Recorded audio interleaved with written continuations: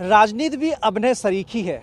यहाँ पे भी चुनाव से पहले जनता को एक चेहरा दिखाना होता है और चुनाव के बाद वो चेहरा बदल जाता है। और शायद वजह यही है कि फिल्मी जगत के कई सारे लोग विधानसभा से लेकर संसद का सफर इसके जरिए तय कर चुके हैं। अब इसी राह के नए राहगीर हैं दिनेश लाल उर्फ निरहुआ। हवा चल रही है मस्त, आप चुनाव प्रचार में व्यस्त हैं। राह बहुत कठिन है, वहाँ एसी की हवा और यहाँ पर ये गर्म लू के थपेड़े। नहीं, ये उनके लिए कठिन है जो लोग महल में पैदा हुए और जो लोग अपने बाप दादा की बनाई हुई दौलत पे राज किए और राज कर रहे हैं, उनके लिए बहुत कठिन ये है, मैं मानता हूँ। पर ये जो लू चल रही है, ये हवा जो चल रही है और ये जो गेहूं का खेत देख रहे हैं आप, ये जो पानी से सूखा हुआ आप नहर देख रहे हैं, यहीं तो पैदा हुआ हूँ और इसी में पला बड़ा हूँ। ऐसे ही सूखी सूखी नहरों में बैठ के ऐसे ही पुलिया पे इंतज़ार किया हूँ कि किस दिन इस नहर में पानी आएगा और अपने खेत की सिंचाई करूँगा, अपने गेहूं को जिलाऊंगा। वो इंतजार आपका, सरकार आपकी अभी तक पूरा नहीं हुआ है। नहीं, ऐसा नहीं है। वो मैं बात कह रहा हूँ कि उस समय ये हमेशा थोड़े भरा रहेगा, पर जब उसका वक्त होता है, जिस समय आना होता आता है, देखिए पूरा भरा हुआ है, लहरा रहा है खेती, उसका भी एक वक्त है, एक समय है। तो मैं ये कहना चाह रहा हूँ कि मैं ये सब करके यहाँ से गया था और फिर यहीं आया हूँ, तो मुझे तकलीफ नहीं होगी। तकलीफ उन लोगों को होगी जो इस माहौल से वाकिफ़ ही नहीं है, उनको पता ही नहीं है कि यहाँ खेती कितनी मुश्किल से की जाती है, कितना मेहनत से की जाती है। हाँ। आय दोगुनी की मोदी सरकार से लेकर योगी सरकार बात करती है, आय दुगनी हुई नहीं। जो 2000 रुपया बात हुई थी, 6000 रुपया देंगे, जिसमें 2000 की पहली किस्त आनी थी। जौनपुर से लेकर आजमगढ़ कई सारे ऐसे जिले हैं 2000 रुपया पहुंचा ही नहीं, अकाउंट में आया, कई की वापस हो गया। नहीं, बिल्कुल पहुंचा है। और अगर कहीं कोई चीज़ ऐसा होता है कि आया निकल गया, तो हम लोग के साथ भी होता है। गेहूं का 2000 का ठीक है, हम लोग के साथ भी होता है कि हमने कोई फिल्म किया, पैसा आया अकाउंट में और फिर चला गया, नहीं मिल रहा है। उस सबके साथ सिस्टम में कुछ एरर हो सकता है, पर ये नहीं है कि नहीं मिलेगा। तो आपका एजेंडा क्या है? अब राजनीति में है, आपकी सरकार से कई सारे सवाल भी उठे हैं। अब आप जब सरकार आप लाने की बार बार बात करें, तो जब आप सरकार का हिस्सा होंगे तो कैसे अपनी आवाज़ को उठाएंगे? नहीं, बिल्कुल उठाएंगे। और एक बात मैं कहता हूँ, हवाई बातें नहीं करनी चाहिए। किसी के हाथ में जादू की छड़ी नहीं है, ऐसे जादू की छड़ी घुमाएगा और सबके हाथ में रोजगार आ जाएगा, ऐसे थोड़े होता है, नहीं होता है, समय लगता है। मोदी जी दिल्ली में रहे, लेकिन निरहुआ आजमगढ़ में है जी। जनता के लिए आपका सोच क्या है? आपका विकास का मॉडल क्या रहेगा? देखिए, ये बात जो लोग भी पूछते हैं या करते हैं, उन लोगों को ये समझ लेना चाहिए कि इस गांव की समस्या से महाराष्ट्र के गांव की समस्या अलग नहीं है। पूरे देश की समस्या एक ही है भाई। क्यों आप लोग ऐसा सोचते हैं कि इस गांव के लिए क्या करेंगे? एक आदमी चुन दिया है ना, वो पूरे देश के लिए करेगा। एक आदमी ऐसा है, नरेंद्र मोदी जी, जो हर गांव के लिए, हर गरीब के लिए सोचता है। आप पूछिए इस गांव में जाकर के, हर गांव में गैस पहुंचा है कि नहीं पहुंचा है, शौचालय बना है कि नहीं, आवास मिला है कि नहीं। कोई आदमी ऐसा होगा जो सिर्फ अपने घर की बात करे, अपने गांव की बात करे? पहली बार तो कोई आदमी मिला है जो पूरे देश की बात कर रहा है यार। और यही आदमी है जो इस देश को बनाएगा, इस देश को नहीं पूरी दुनिया को बनाएगा। पहली बार ऐसा मसीहा मिला है और इसको हम लोग चूकने नहीं देंगे। जो लोग जितना ताकत लगाना चाहते हैं लगा लें, लेकिन फिर से नरेंद्र मोदी ही इस देश के प्रधानमंत्री बने। फिर क्या वजह है? अगर वो मसीहा हैं तो निरहुआ को कहना पड़ता है कि अगर मोदी यहाँ जीतेंगे तो पाकिस्तान निराश होगा, पाकिस्तान को निराश बनाना है तो मोदी की जीत जरूरी है। फिर क्यों पाकिस्तान में बात आके ठहर जाती है? हाँ, ये इसलिए करनी पड़ती है, इसलिए बतानी पड़ती है कि जो हमारे गांव के लोग हैं, बहुत भोले लोग हैं और इतने दिल से सोचते हैं, एकदम दिल से सोचने वाले लोग हैं। उनका नुकसान हो जाएगा चलेगा, पर वो सोचते हैं जाने दो यार, अपना बिरादर है ना, दे दो इसको, भले देश को लूटेगा लूट ले, जाने दो। ऐसे लोगों को हम बताने आए हैं, समझाने आए हैं कि नहीं, आपको ये समझना पड़ेगा कि जो आप वोट देते हैं ना, यही बताता है कि देश सही हाथ में जाएगा कि गलत हाथ में जाएगा। आपने अगर गलती कर दी तो ये देश गलत हाथों में चला जाएगा। ये हम बताने के लिए आए हैं, ये नहीं हम किसी को बोल रहे हैं हमको वोट दो। आप जाति जुगलबंदी को खत्म करना है तो राष्ट्रवाद की बात करनी पड़ेगी, पाकिस्तान की बात करनी पड़ेगी? नहीं, ऐसा नहीं है, उनके घर की बात करनी पड़ेगी। मैं अपने घर की भी तो बात कर रहा हूँ। मैं तो कह रहा हूँ, मेरा सगा भाई बड़ा भाई विजय लाल यादव जी, वो आज उनको लगता है कि अखिलेश यादव जो चाहते हैं वो सही चाहते हैं कि राहुल गांधी इस देश के प्रधानमंत्री बने, तो मैंने कहा आप शौक से उनके साथ रहिए, मेरा बड़ा भाई उनके साथ है। पर मुझे लगता है कि इस देश का प्रधानमंत्री नरेंद्र मोदी जी होने चाहिए, तो मैं भारतीय जनता पार्टी के साथ हूं। तो यहां सोचने का सबको अधिकार है यार, मैं कहां किसी पे दबाव डाल रहा हूं कि जो मैं कहता हूं वो सही है। नहीं, आपको जो सही लगता है वो करो। अगर मेरे भाई को सही लगता है कि राहुल गांधी इस देश को सही चलाएंगे, तो वो अखिलेश भैया के साथ हैं, रोज घूम के गाना गा रहे हैं, गाइए भैया, मैं कहाँ मना कर रहा हूँ।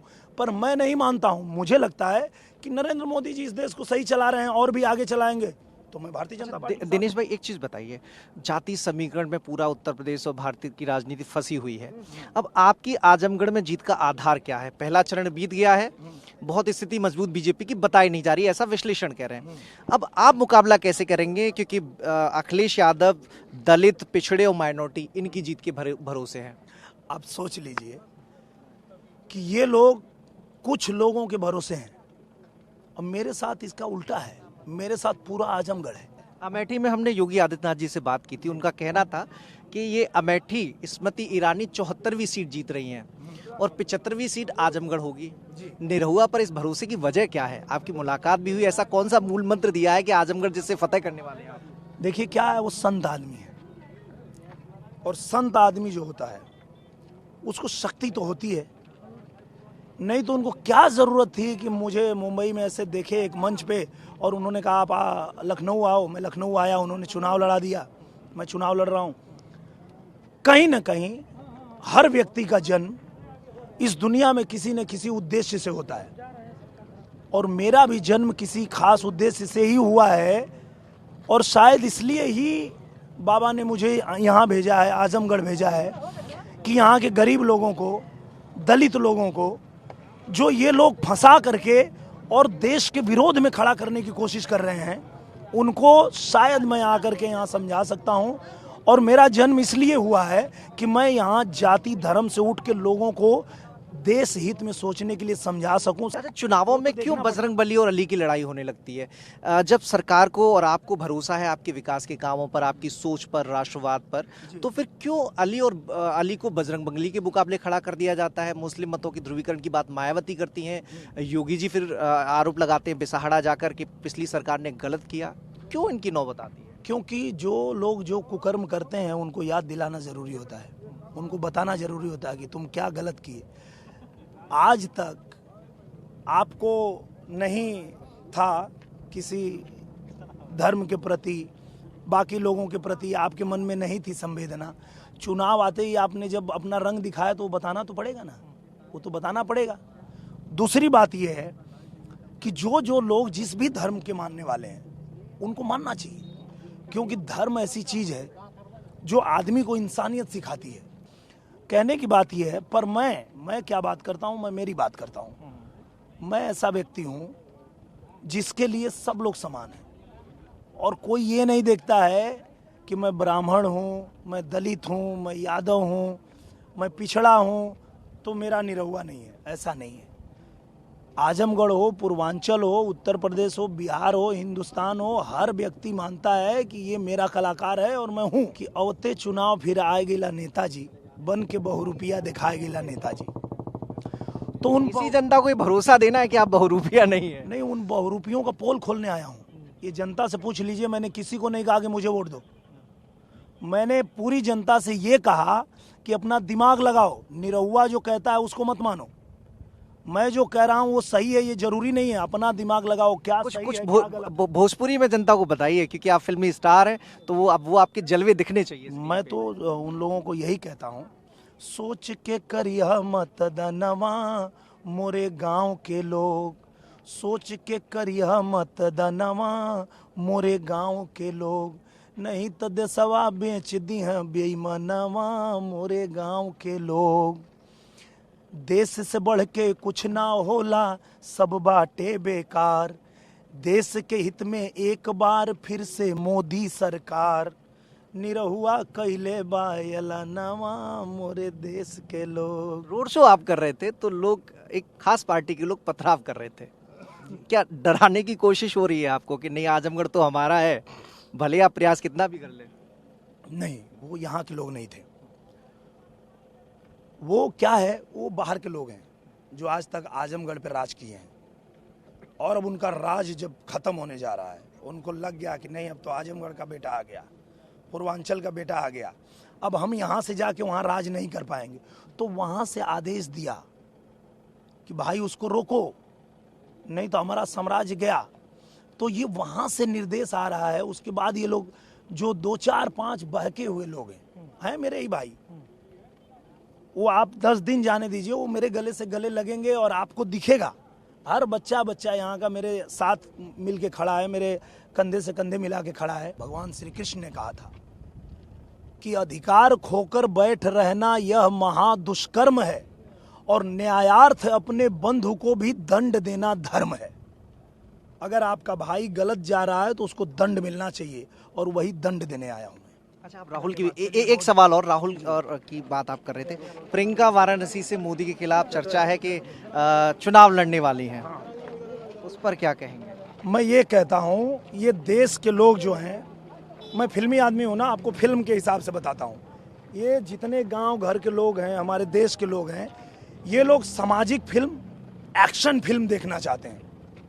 जो एक्शन भारतीय जनता पार्टी की सरकार दिखाती है जरूरत जब पड़ती है, तो कॉमेडी फिल्म में यहाँ लोगों को ऐसा कॉमेडी सरकार नहीं बनाना चाहते हैं। मनसा साफ है निरहुआ जी की, भले फिल्मी कलाकार हो वो, लेकिन जो पर्दे पर जो चीज वो दर्शकों के लिए परोसते हैं, वही चीज उनकी बतौर सांसद पूरी जिम्मेदारी और पूरी कोशिश रहेगी कि बतौर सांसद भी यहाँ की जनता का उसी अंदाज में भला कर पाए, विकास कर पाए।